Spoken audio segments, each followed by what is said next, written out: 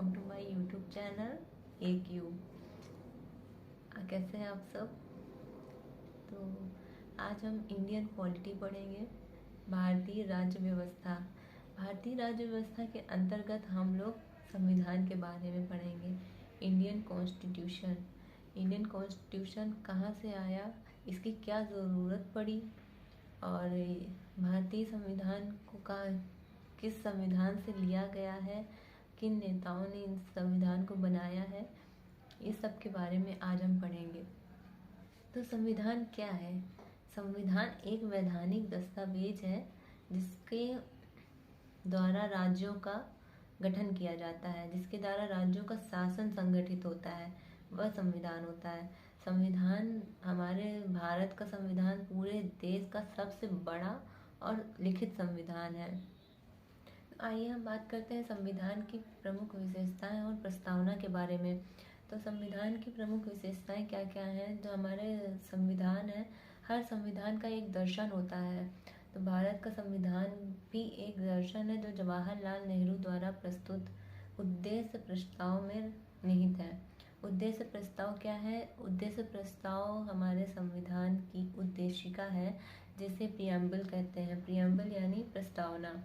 तो संविधान की प्रस्तावना है। संविधान की प्रस्तावना को संविधान की आत्मा भी कहा जाता है। तो संविधान की प्रस्तावना के बारे में हम आगे पढ़ेंगे कि संविधान की प्रस्तावना में क्या क्या है। तो अभी हम बात कर रहे हैं संविधान की विशेषताओं के बारे में। तो जवाहरलाल नेहरू द्वारा प्रस्तुत उद्देश्य प्रस्ताव है, यही उद्देश्य प्रस्ताव संविधान की प्रस्तावना का आधार बना। और जो प्रियम्बल है, प्रियम्बल ही मतलब संपूर्ण संविधान का दर्शन है। इसे संपूर्ण संविधान के दर्शन को मूर्त रूप दिया गया है।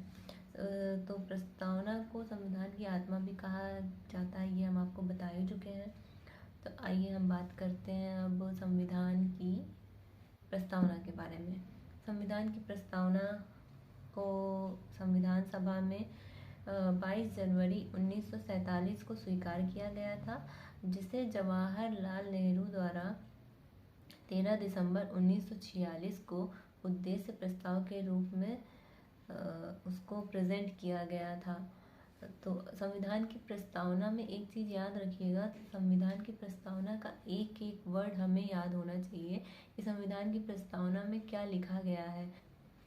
संविधान की प्रस्तावना में है, हम भारत के लोग भारत को एक संपूर्ण प्रभुत्व संपन्न समाजवादी पंथ निरपेक्ष लोकतंत्रात्मक गणराज्य बनाने के तथा उसके समस्त नागरिकों को सामाजिक, आर्थिक और राजनीतिक न्याय, विचार, अभिव्यक्ति, विश्वास, धर्म और उपासना की स्वतंत्रता, प्रतिष्ठा और अवसर की समता प्राप्त कराने के लिए तथा उन सब में व्यक्ति की गरिमा और राष्ट्र की एकता और अखंडता सुनिश्चित करने वाली बंधुता बढ़ाने के लिए दृढ़ संकल्प होकर अपनी इस संविधान सभा में आज तारीख 26 नवंबर 1949 ईस्वी मिति मार्गशीर्ष शुक्ल सप्तमी संवत 2006 विक्रमी को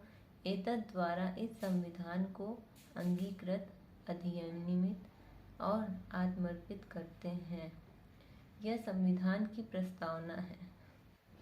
भारतीय संविधान संविधान सभा द्वारा 26 नवंबर 1949 को स्वीकृत, अंगीकृत व अधिनियमित हुआ था, जबकि 26 जनवरी 1950 से पूर्ण संविधान लागू हुआ था। तो संविधान के बारे में जो उसकी प्रस्तावना थी वो तो आपको समझ में आ गई कि संविधान की प्रस्तावना क्या होती है।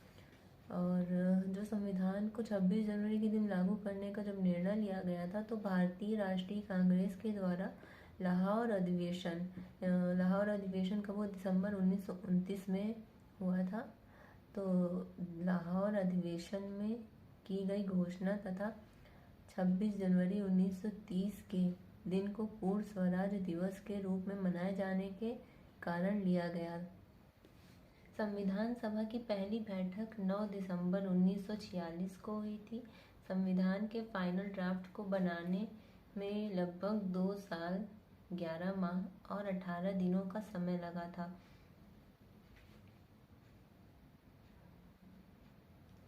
भारतीय संविधान की मूल प्रतियों को हीलियम में रखकर सुरक्षित रखा गया है।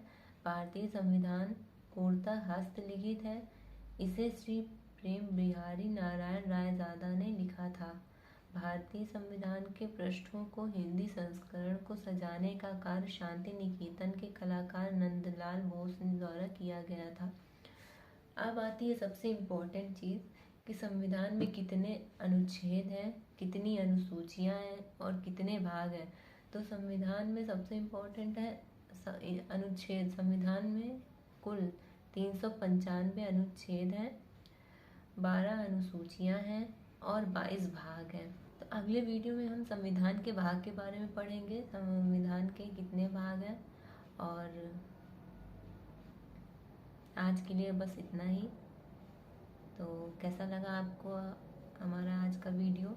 कमेंट बॉक्स में ज़रूर कमेंट करके बताइएगा। नेक्स्ट वीडियो आपको किस टॉपिक में चाहिए वो भी कमेंट करके ज़रूर बताइएगा। तो bye bye friends, thank you. Channel को लाइक, सब्सक्राइब एंड शेयर ज़रूर करिएगा। Thank you.